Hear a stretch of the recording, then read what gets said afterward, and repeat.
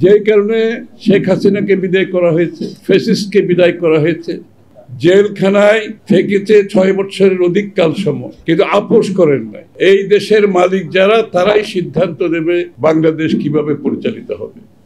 মূল বিষয়টা হচ্ছে বাংলাদেশের মানুষের, জনগণের মালিকানা তাদের কাছে ফিরিয়ে দেওয়া, যেটা বাকশালের মাধ্যমে কেড়ে নেওয়া হয়েছিল। সেই স্বাধীনতা, বাংলাদেশের মানুষের সেই মালিকানা বাংলাদেশের মানুষের কাছে ফিরিয়ে দেওয়া, সেটাই হচ্ছে বহুদলীয় গণতন্ত্রের মূল মন্ত্র, মূল ধারণা। এবং সেই আন্দোলন, সেই সংগ্রাম, সেই ত্যাগ অব্যাহতভাবে কিন্তু বাংলাদেশে চলেছে। এটা বাকশালকে বিদায় দিয়ে শেষ হয়নি। পরবর্তীতে আরেক স্বৈরাচার এসেছে, তারাও নির্বাচনকে তাদের নিয়ন্ত্রণে নিয়ে জনগণের মালিকানা কেড়ে নিয়েছে। তারপর ১/১১ একই অবস্থা। তারপরে শেখ হাসিনা স্বৈরাচার ফ্যাসিস্টের মাধ্যমে আবার সেই অনেকটা একদলীয় সরকার এবং জনগণের মালিকানা কেড়ে নেওয়ার বিরুদ্ধে আন্দোলন আমাদের সকলকে করতে হয়েছে।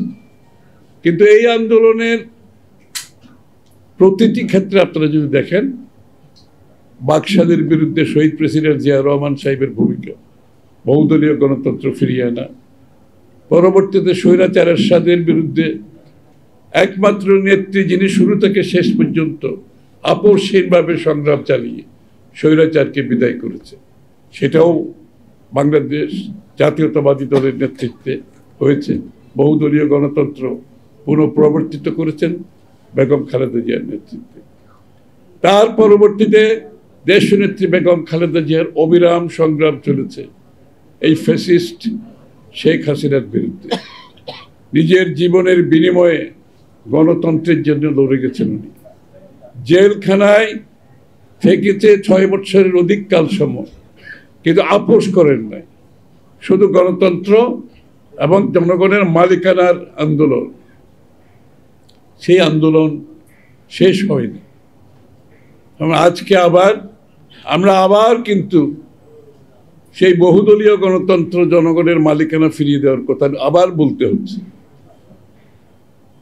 যেই কারণে শেখ হাসিনাকে বিদায় করা হয়েছে, ফ্যাসিস্টকে বিদায় করা হয়েছে, সেটা শুধুমাত্র বাংলাদেশের মালিকানা জনগণের কাছে ফিরিয়ে দেওয়ার জন্য। এই দেশের মালিক যারা, তারাই সিদ্ধান্ত দেবে বাংলাদেশ কিভাবে পরিচালিত হবে। এবং তার একমাত্র উপায় হচ্ছে বাংলাদেশের জনগণের মালিকের ভোটে নির্বাচিত প্রতিনিধিত্বশীল নির্বাচিত সংসদ এবং সরকারের মাধ্যমে এটা করতে হবে। এর ব্যতিক্রম কিছু করার কোনো সুযোগ নাই।